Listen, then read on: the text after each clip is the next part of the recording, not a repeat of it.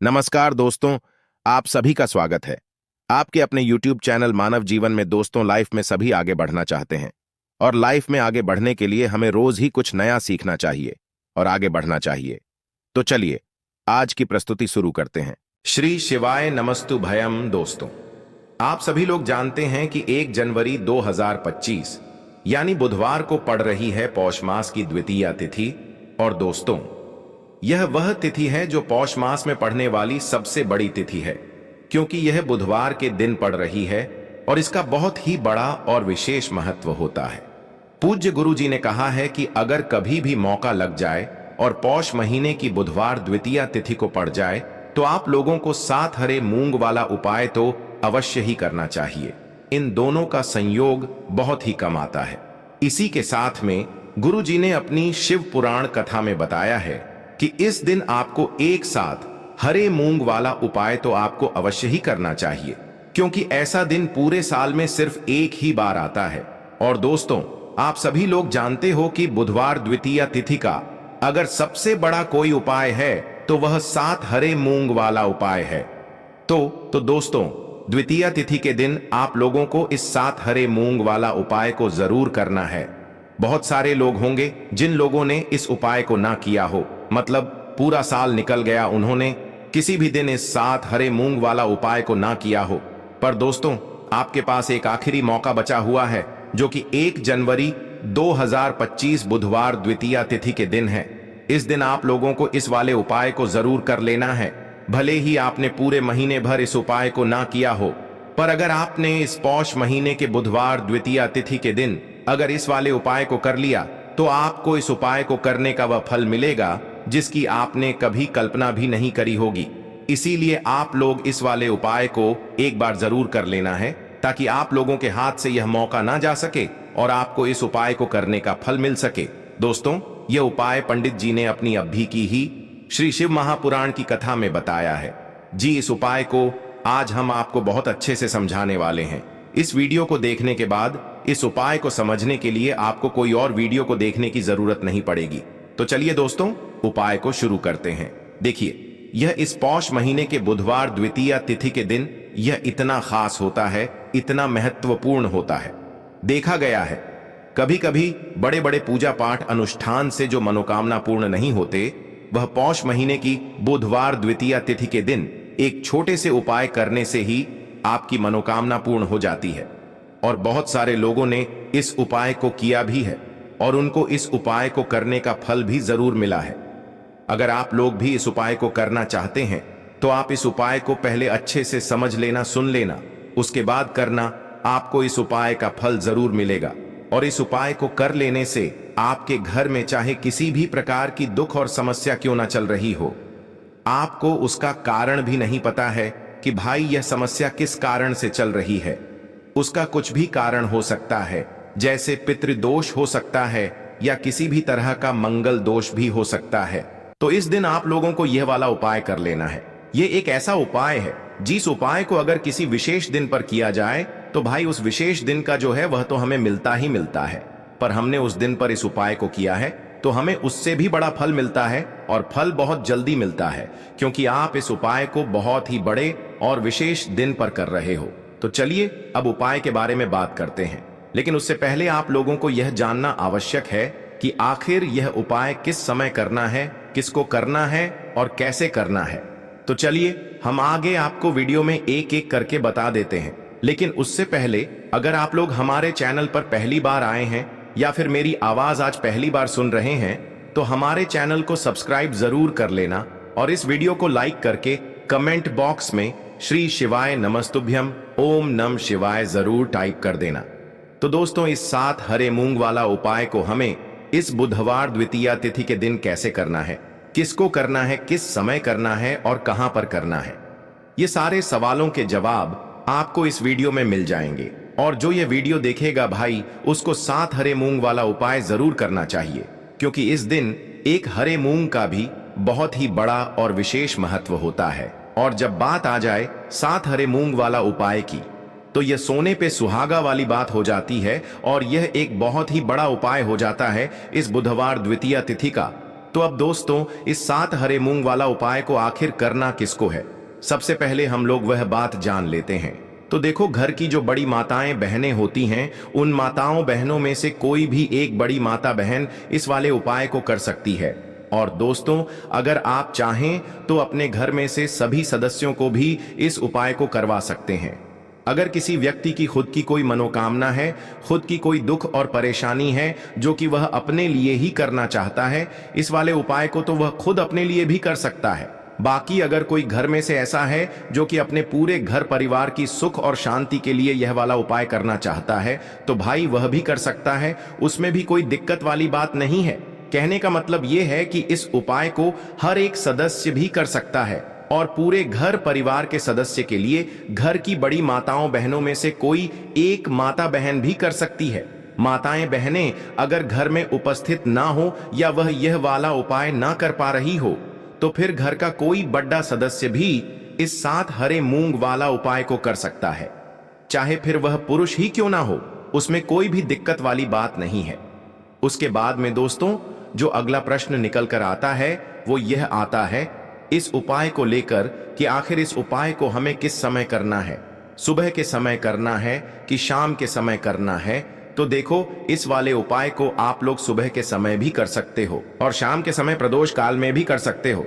अब अगर आप पूछो कि भाई सबसे उत्तम समय कौन सा रहेगा इस 7 हरे मूंग वाला उपाय को करने का, तो हम आपसे बस यही कहेंगे कि इस उपाय को आप सुबह के समय करेंगे तो ज्यादा बेहतर होगा।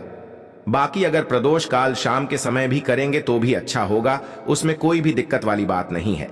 तो अब दोस्तों, जो अगली सबसे बड़ी और महत्वपूर्ण बात आती है वह यह आती है कि सुबह अगर हम उपाय को करेंगे तो हमें कितने बजे से लेकर कितने बजे तक के बीच में करना है, और शाम के समय प्रदोष काल में करेंगे तो हमें कितने बजे से लेकर कितने बजे के बीच में करना है।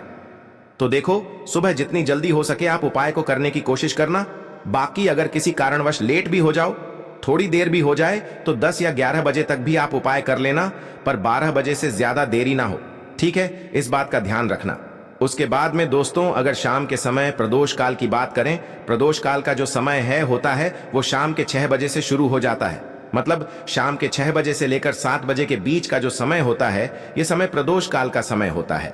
तो आप इस उपाय को 7 या 8 बजे के बीच में भी कर सकते हो। मतलब शाम के 6 बजे से रात 8 बजे के बीच में आप कभी भी इस वाले उपाय को कर सकते हो, उसमें कोई भी दिक्कत वाली बात नहीं है।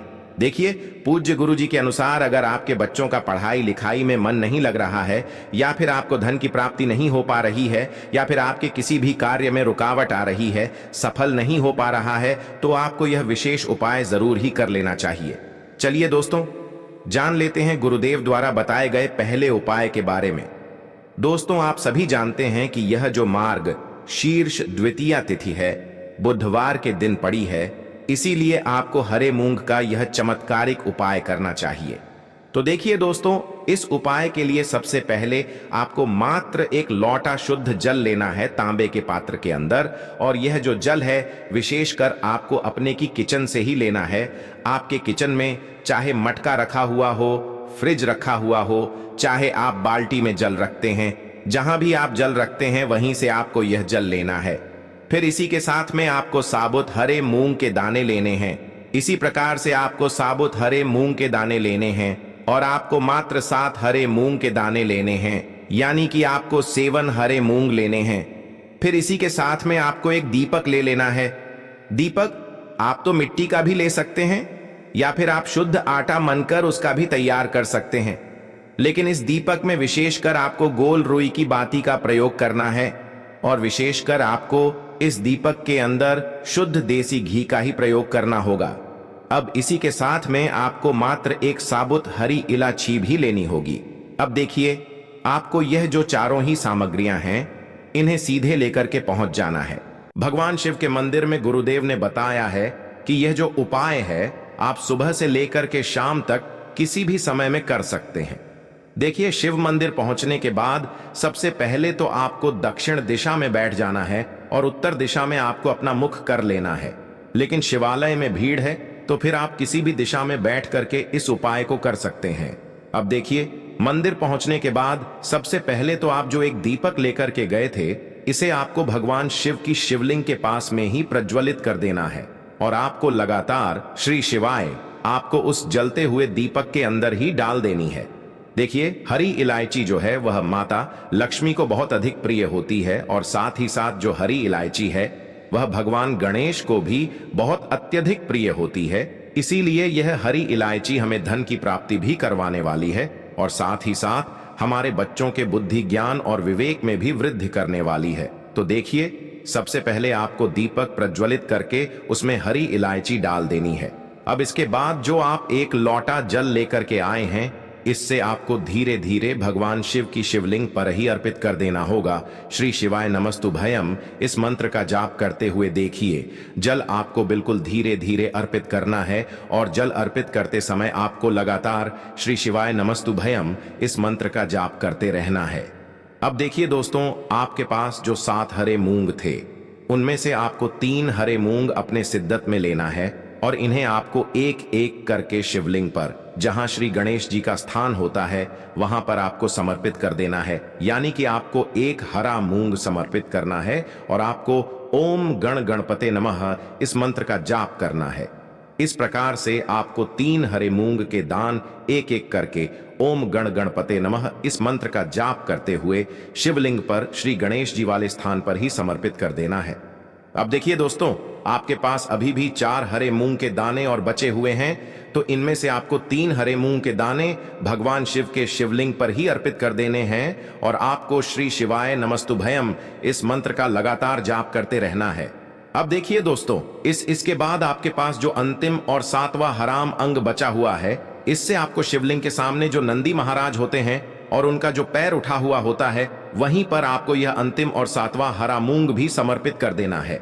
इसके बाद अंत में आपको शिवलिंग के सामने बैठकर आपके जीवन में जो भी समस्याएं चल रही हैं, जो भी आपके जीवन में रुकावटें उत्पन्न हो रही हैं, आपके जो भी कार्य असफल हो रहे हैं, या फिर यदि आप अपने व्यापार में, अपनी नौकरी में तरक्की प्राप्त करना चाहते हैं, आप धन प्राप्ति के नए नए मार्ग अपने जीवन में बढ़ाना चाहते हैं, या फिर यदि यह उपाय आप अपने बच्चों के बुद्धि, ज्ञान और विवेक के लिए कर रहे हैं, जिस भी प्रकार की आपके जीवन में समस्या चल रही है, उन्हें दूर करने के लिए आपको महादेव से प्रार्थना कर लेनी है और साथ ही साथ आपको भगवान गणेश से भी प्रार्थना कर लेनी है।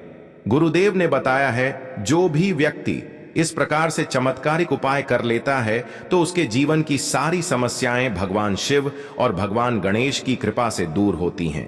अब दोस्तों, इसके बाद हम जान लेते हैं गुरुदेव द्वारा बताए गए दूसरे खास और चमत्कारिक उपाय के बारे में। देखिए दोस्तों, आप सभी जानते हैं कि कल है मार्गशीर्ष महीने की द्वितीया तिथि। तो देखिए दोस्तों, इस उपाय को करने के लिए सबसे पहले तो आपको एक दीपक लेना होगा। दीपक यदि आप चाहें तो मिट्टी का भी ले सकते हैं और यदि आप चाहें तो अपने ही घर पर शुद्ध आटा मनकर उसका भी एक दीपक तैयार कर सकते हैं। अब देखिए, इस दीपक में विशेषकर आपको शुद्ध घी का प्रयोग करना है और साथ ही साथ इस दीपक में आपको लंबी रुई की बाती का प्रयोग करना है। ध्यान रखिए दोस्तों, लंबी रूई की बाती का प्रयोग हम लोग अपने जीवन में धन प्राप्ति के लिए करते हैं, वंश में वृद्धि के लिए करते हैं, व्यापार में वृद्धि के लिए करते हैं। जिन भी कार्यों में हमें असफलता की प्राप्ति हो रही है या फिर जिन भी कार्यों में हमें तरक्की प्राप्त नहीं हो पा रही है, उन कार्यों में हम सफलता प्राप्ति के लिए करते हैं। तो इसीलिए आपको इस दीपक में लंबी रुकी बाती का प्रयोग करना है। फिर इसी के साथ में आपको लेना है मात्र थोड़ी सी पीसी हुई शुद्ध हल्दी, यानी कि आपको मात्र एक चुटकी हल्दी लेनी है।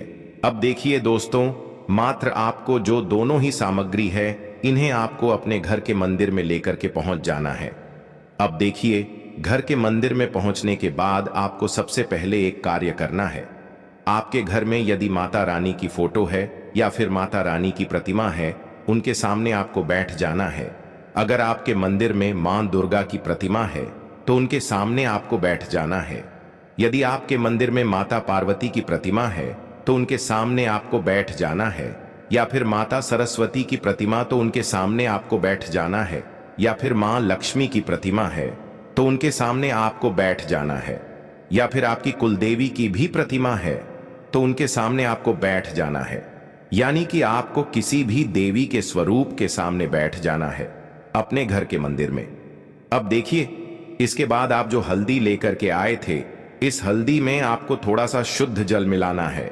अगर जल है तो आप जल मिला लीजिए, या फिर यदि आपके पास गंगा जल है तो आप गंगा जल भी इस हल्दी के अंदर मिला सकते हैं। यानी कि आपको हल्दी का एक लेप तैयार कर लेना है।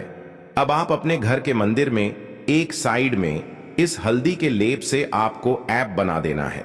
देखिए, आपको अपने सीधे हाथ की जो चीटी उंगली के पास वाली उंगली होती है, अनामिका उंगली, उसमें हल्दी का लेप लेना है और इसी से आपको अपने घर के मंदिर में एम का निर्माण करना है। इसी प्रकार से आपको ए का निर्माण करना है और इस एम की आपको, जो आपके पास दीपक था, इस दीपक से आपको इस एम की आरती उतार है।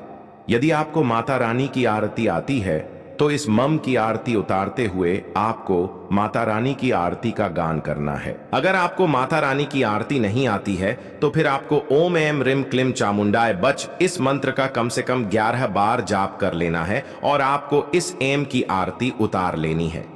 पूज्य गुरुदेव ने बताया है कि जो भी व्यक्ति 1 जनवरी 2025 मार्ग शीर्ष महीने की बुधवार द्वितीया तिथि में इस प्रकार से यह चमत्कारिक उपाय अपने घर के मंदिर में कर लेता है तो उसके जीवन के जो सारे संकट हैं वह समाप्त होते हैं। घर की जो नकारात्मक ऊर्जा है वह समाप्त होती है। आज के लिए बस इतना ही इस वीडियो में दी गई जानकारी। अगर आपको अच्छी लगी हो तो प्लीज हमारे चैनल मानव जीवन को सब्सक्राइब करें, लाइक करें और हमारे वीडियो में अंत तक बने रहने के लिए धन्यवाद।